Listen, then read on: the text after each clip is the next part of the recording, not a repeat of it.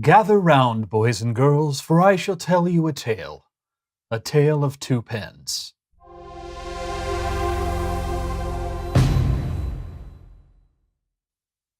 Hi everyone, it's Matt from The Pen Habit. Welcome back to another pen review video.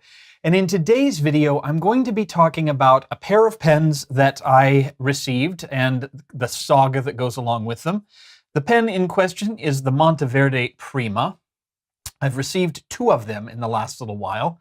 I'll go through the pen and then I'll tell you the story. So this is the box in which the Monteverde comes, just a green cardboard sleeve. Pull that out. You've got the green faux leather with a silver mountain and the Monteverde logo.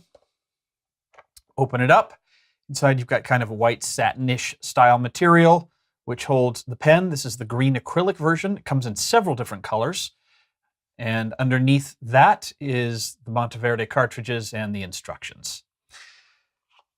Pulling the pen out, we'll start up at the top. It's kind of the top has a slightly rounded finial and the bottom has a flat finial, kind of tapers a little bit toward the bottom. The top is the Monteverde logo, and you can tell it's already started rubbing off on this pen, and I haven't had it for very long, so it came off pretty quickly. Silver clip, very stiff. It's a folded metal clip, but it's nice and stiff, very solidly built. It says Monteverde, USA, and then Prima right here on the cap band. And of interest to note, I don't know if you can see this through but the green of the material is semi-translucent, so you can actually see the nib through the material. I mentioned it tapers down. You've got another little metal ring and the black plastic finial at the bottom. Threads are plastic, and then you get to the section. Now the section, I believe, is metal, or it's got a metal core to it anyway. It's a cartridge converter pen, and got the metal sleeve here, so you can't really use this as an eyedropper. And comes with a converter, and it is one of the screw type converters. So if you've got one of the converters, that it'll have the screw type that it comes with, or you can use the regular standard international. You should be able to use both short and long standard international cartridges without too much difficulty. Now, the pen comes with a steel nib in silver. You'll notice that I've got a Goulet Pens nib in this pen as opposed to the steel nib it came with. There's a story behind that, and I will get to it right now, actually. So the first version of the Monteverde Prima I got was a gift given to me by a longtime viewer, Rob, who also lends me a lot of his pens for review purposes. And this pen was a problem from pretty much the moment I got it. I followed my standard routine when I get a new pen. I flushed it out with a little bit of pen flush, cleaned it out with water, and then I inked it up. It wrote really well for a few paragraphs, and then it started getting drier and drier and drier, and eventually just stopped, even though it was completely full. I got about 2.5, 3 paragraphs of writing in before it stopped working. So I tried cleaning it again. I took it apart. I put it through my ultrasonic cleaner. I scrubbed it out with a toothbrush. I tried different inks. I tried different converters. I tried using cartridges. And this ink starvation problem would not go away. So long as the feed was saturated with ink, it actually wrote pretty well. But usually it's about 2 sentences, 3 sentences into the paragraph, and it would start to get really dry, and as a result, really scratchy. So I contacted the retailer from whom the pen was purchased. I never received a response. I tried twice and never received a response. So I gave up on that avenue and went to Jaffa, which is the parent company of Monteverde. Monteverde is a US company, and I contacted them and told them the problem, and they said, oh, we'll send you a new nib unit, which they never did. So that's where I stood with the first pen that I got. So after all of that, I thought, okay, let's try different nibs. So I tried 3 or 4 different nibs. It's a standard number 6 size nib, and that didn't fix the problem at all. So I tried, finally, as a last resort, actually cutting the ink channel in the feed deeper so more ink could get in, or air could get back into the converter, one of the other. I wasn't sure which was the problem, but there was a problem in there somewhere. Since I clearly wasn't going to be getting a replacement nib unit and I couldn't get any assistance from the retailer, I just kind of tossed my hands up and threw the pen away because there was nothing more I could do. Now, this pen is not the most expensive pen in the world. I think it retails for around $60 US, something like that. It's a little bit, it's almost to a middle range, what I would consider a middle range pen. It's certainly more expensive than a lot of people would spend on a pen, but very disappointing to me because I love the design. I like the materials. It's nice and flashy like I like. The pen feels very solidly built, but the nib was problematic. The nib and the ink flow system was very problematic.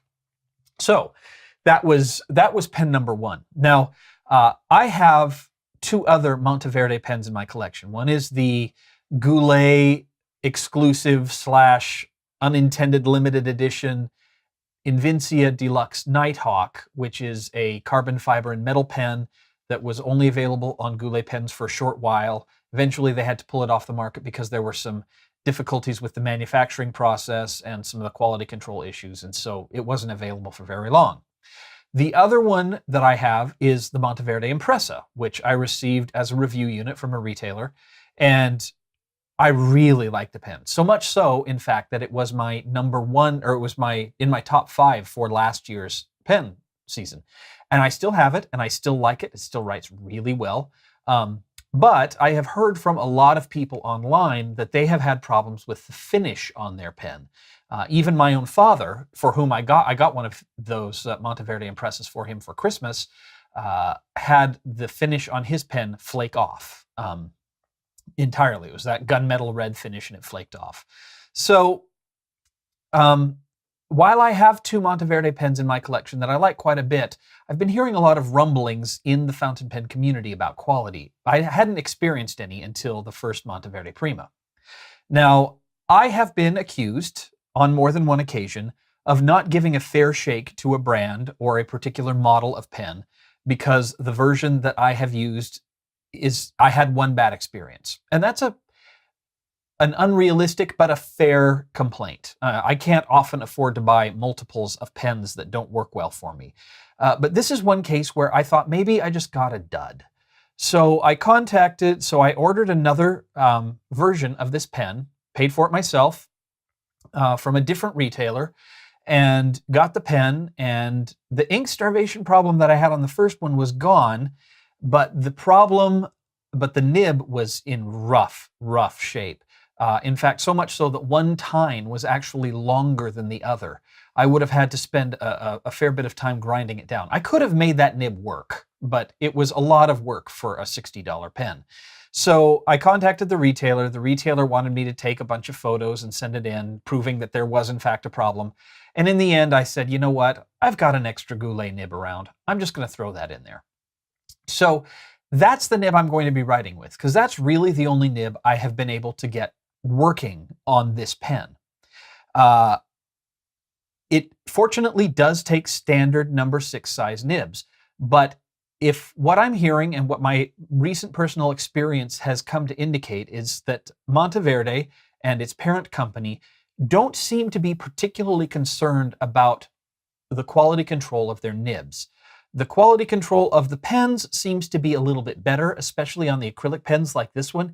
Like I said, it feels really solid, feels well built, but the nibs on both of them that I received were very poor.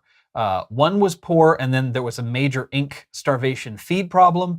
The other one, the ink starvation wasn't really an issue, but the nib was so bad I just ended up swapping it out. So I'll give you a writing sample with the full understanding this is not the original Monteverde nib. It's not a really solid indication of what you might be getting if you bought the pen brand new, because I couldn't get one that really worked all that well. So, unfortunately, here's the writing sample. Oh, before we do the writing sample, I always forget this. Let's talk stats on the pen. So, if we're looking at the pen, this is, man, I really do like this material. The light green with the black swirls and the chatoyance, right, of the material. Anyway, Capped, you're looking at 133 millimeters, so a nice medium-sized pen. Uncapped, you're at 130, still quite comfortable to hold in the hand for me. Section is tapered with a little edge down here, which is not, I generally like my sections to be a little concave, but this is not bad. It's quite comfortable, although it is a little slippery. And then the pen can be posted, and it posts pretty securely. And you're looking at a nicely balanced 153 millimeters. So this pen is a pen that I actually could very easily write with posted. It fits nicely in my hand. The section is 10.7 millimeters. The barrel is at 13.2, and the cap, you are looking at 15 millimeters. And then weight, uncapped, you're looking at 18, so a little heavier, but not bad by any stretch of the imagination.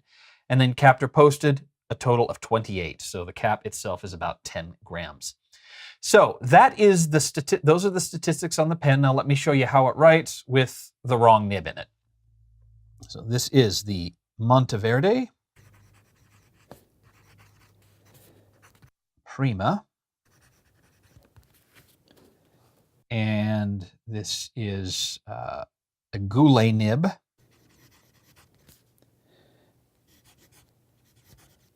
In medium. The ink is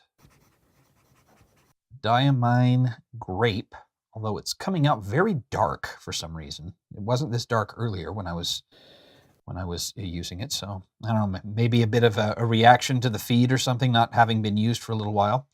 And we're on a Rhodia dot pad. So the quote, let's try that again. I'm going to try to get on the line here.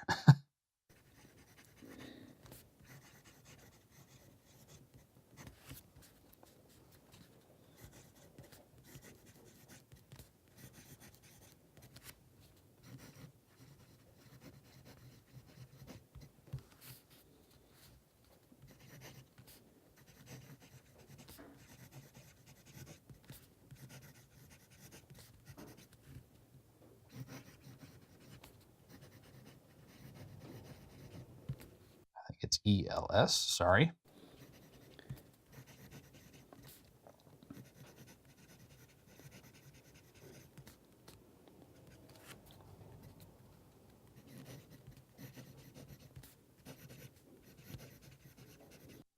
Okay, so you can see with the Goulet nib in here, it actually writes really pretty well. And ever since I put the Goulet nib in, I've been pretty pleased with this pen. The ink starvation issue that I experienced with the first one is largely gone. As I get toward the end of a full page of writing, of pretty dense writing, occasionally I will have to let the pen rest for 10 or 15 seconds for the ink to catch up with the ink flow. But that seems to be fairly common on a lot of pens. But for the most part, you know, the Goulet nib is nice and smooth. There's just a tiny little hint of feedback. It's not the wettest pen ever.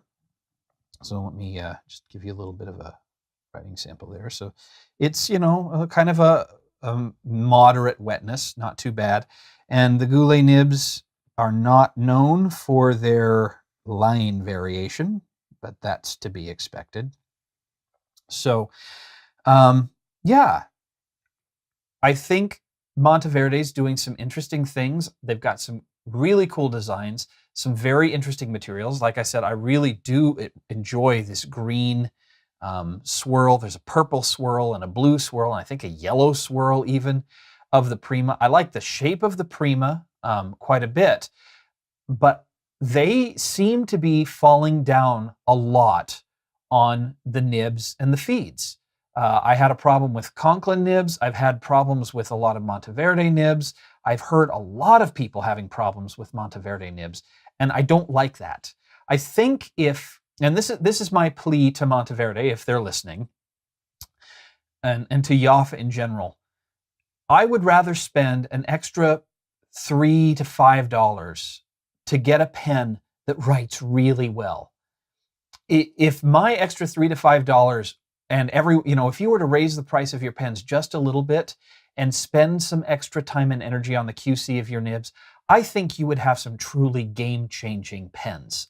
So I'm not trying to slam anyone, but I think there's some areas of improvement that could turn this pen from an okay pen if I put a $15 or $20 nib in it to what was a really, really, really nice pen when I pulled it out of the box. And unfortunately, after 2 of these, it's not there. Now, I've got this pen. I like it now that I've put the nib in it, but I'm going to be really hesitant to buy another one.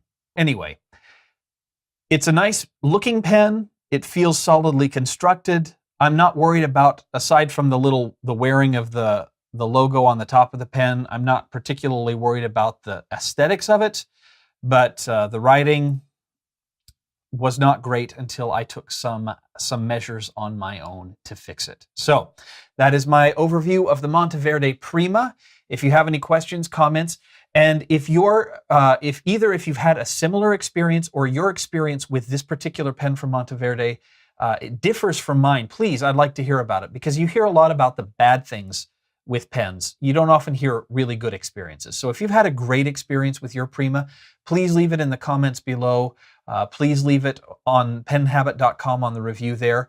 And hopefully, Jaffa and Monteverde will be able to get the nib act together and get this working again, because it's so close to being a really fantastic pen. Thank you, as always, for watching, and we will see you here next time on The Pen Habit. Bye.